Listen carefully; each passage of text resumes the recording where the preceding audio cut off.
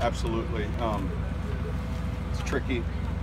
You know, there's a handful of moving parts, some of which can take place tomorrow, and but there are some unique challenges.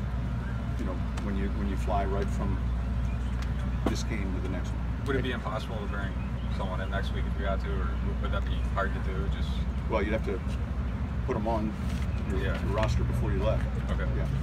Coach, what are some of the challenges this week preparing for the Panthers without a 100% healthy, or you're down a few bodies at the cornerback position? Well, look, I think week to week in our league, it's not uncommon where the next guy's got to step up, and you've got to put your plan together accordingly. You know, Carolina all of a sudden is without one of their primary, targets and a real good player. So I think you get used to that, and you're never happy with it, and yet that's part of Monday and Tuesday, where you begin to look at what you think is going to be your game day activations, who you think are going to be the inactives, and then how you want to play your offense or defense, and certainly your kicking game. All those things are affected, and I think that's part of our NFL. How easier is it for this specific cornerback, because they went through this last year around this time frame too? Yeah, I mean, it's just the nature of our game, and so it could be the receiver, it could be a defensive lineman. We've seen it already with a few other positions. We're seeing it with offensive linemen. Are there any unique challenges, I guess, to play in a team like this that likes to run as much as they like?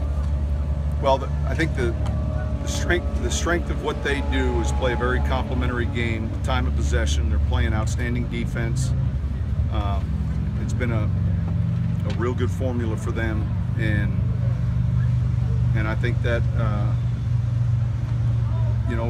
it doesn't always have to be aesthetically pleasing to be effective. And I think we played in some high-scoring games with these guys, and then we played in some games at the half last year. Thursday night, it was fairly low-scoring. Generally, the team that doesn't turn the ball over, eliminates some of the negative plays, wins the game.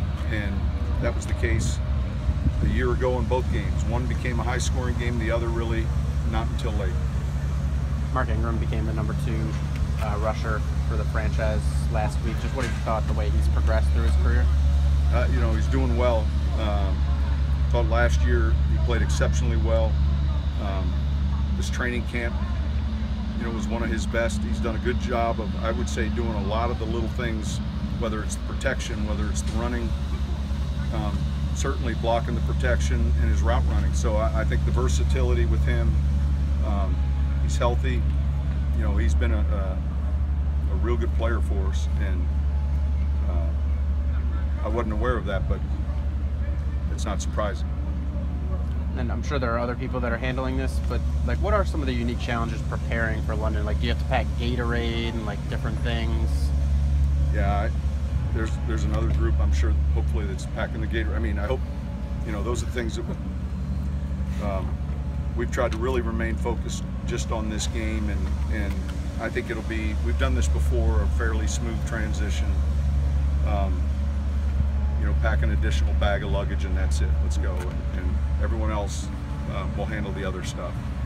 Our group does a great job of getting us set up somewhere we've never been before. These guys, the players and coaches, are pretty resilient, and our focus really has been just on this game this weekend, and then we'll handle the other stuff. Sean, I think most teams have been going on